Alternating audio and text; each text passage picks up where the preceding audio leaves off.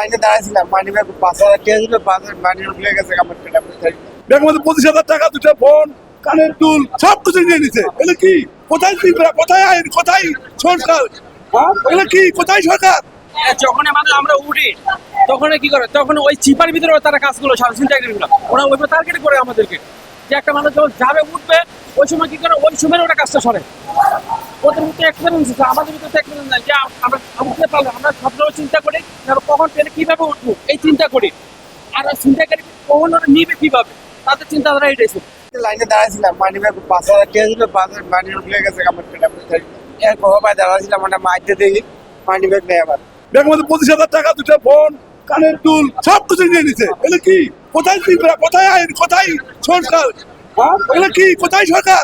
এই এই হ্যাঁ, আমার মানি ব্যাগটা সমস্ত কিছু লুটপাট করেছে। আমার কেটে ওঠার সময় পুরো ফ্যামিলির আমাদের সব কিছু লুটপাট করে নিয়ে নিছে।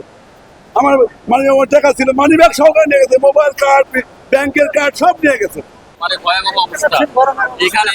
অবস্থা এত পরিমাণে খারাপ, এত গরম, মানে অস্বস্তিকর অবস্থা হয়ে গেছে। যানজট মানে দাঁড়ানোর মতো জায়গা নাই। কর্তৃপক্ষ আসলে কিভাবে কি ম্যানেজ করছে আসলে এটা আসলে মানে বলার মতো না। ট্রেনের ভিতরে খুবই জঘন্য অবস্থা, মানে প্রচন্ড গরম, প্লাস ট্রেনের ভিতরে কোনো দাঁড়ানোর কোনো জায়গা নাই। একটা মানে যার টিকিট আছে সে যে উঠবে ওইটারও কোনো ব্যবস্থা নাই। এরকম একটা খুবই বাজে একটা জঘন্য একটা অবস্থা। সবচেয়ে সমস্যা হয় হলো টিকিট ছাড়া দুই মিনিটও যায় না, সবগুলো টিকিট সেল হয়ে যায়। আর নর্মালি টিকিট তো আছে, এসির টিকিট কখনোই পাওয়া যায় না।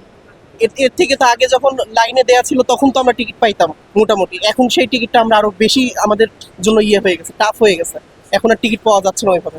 যারা টিকিট নেয় তারা এমনিতে উঠে বসে আছে, কিন্তু আমার টিকিট আছে আমি বুঝতে পারতেছি না এটা কেমন নিয়ম, এটা কার দোষ? আমি অনলাইন থেকে টিকিট কেটে তারপরে উঠবো, আমি যাইতে পারতেছি না। বাচ্চা পোলাপান নিয়ে আমি কিভাবে উঠবো? এভাবে তো ওঠার মতো অপশন নাই। আর রেলওয়ে কর্তৃপক্ষ এটা কি করছে আমি বুঝলাম না।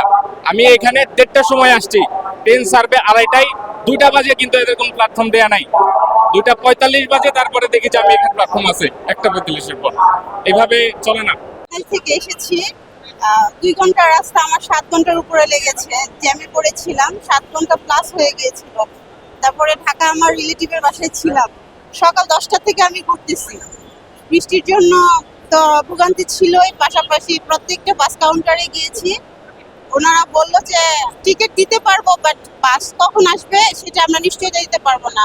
এটা অনির্দিষ্টকালের জন্য, মানে যে কোনো সময় আসতে পারে, আবার অনেক দেরিও হতে পারে। ওদিকে ঘুরে টুরে বৃষ্টি ভিজে আবার এখানে আসলাম। প্রায় আধা ঘন্টা প্লাস হয়ে গেছে আমি লাইনে দাঁড়িয়ে আছি। এখন আমি কমলাপুর স্টেশনে আসছি, কুমিল্লা যাব। কুমিল্লার টিকিটের জন্য ওয়েট করতেছি, লাইনে আছি বেশ কিছুক্ষণ হয়েছে। এখন জানি না পাবো কিনা, বাট অপেক্ষায় আছি যে একটা টিকিট হইলে পেতেও পারি।